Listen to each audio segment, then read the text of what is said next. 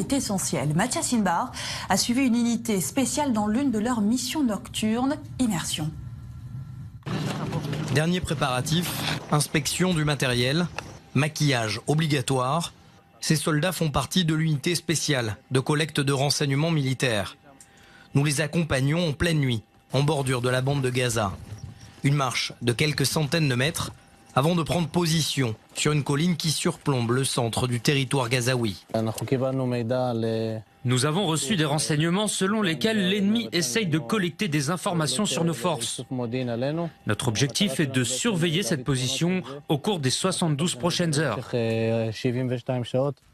La spécialité de cette unité 414, se déployer dans la nature et être capable rapidement et sans bruit de voir et d'entendre ce qui se passe de l'autre côté de la frontière.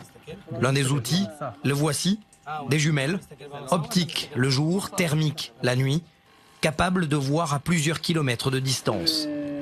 En contrebas, le capitaine Gilad nous emmène vers cette Jeep, une station d'écoute et d'observation, à moins d'une centaine de mètres de la frontière. À l'intérieur, 2 soldats et surtout des appareils, tous classés confidentiels. Oui, on sait qu'on est en permanence une cible, mais on doit tout faire pour être discret. Ils ne doivent pas savoir combien de soldats il y a à l'intérieur de la Jeep, ce que l'on observe, d'où on vient. Mais en général, plus on s'approche de la barrière, plus le Hamas envoie ses hommes nous filmer.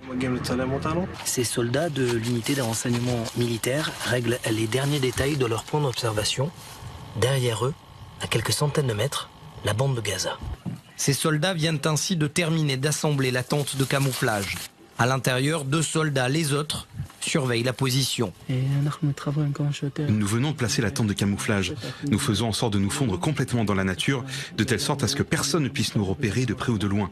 On se concentre principalement ce soir sur une cible de l'ennemi qui possède lui aussi des moyens d'observation. C'est pourquoi on doit se protéger pour ne pas être vu de jour comme de nuit. Selon l'état-major israélien, le Hamas ne serait pas intéressé à court terme à ouvrir un nouveau front contre Israël.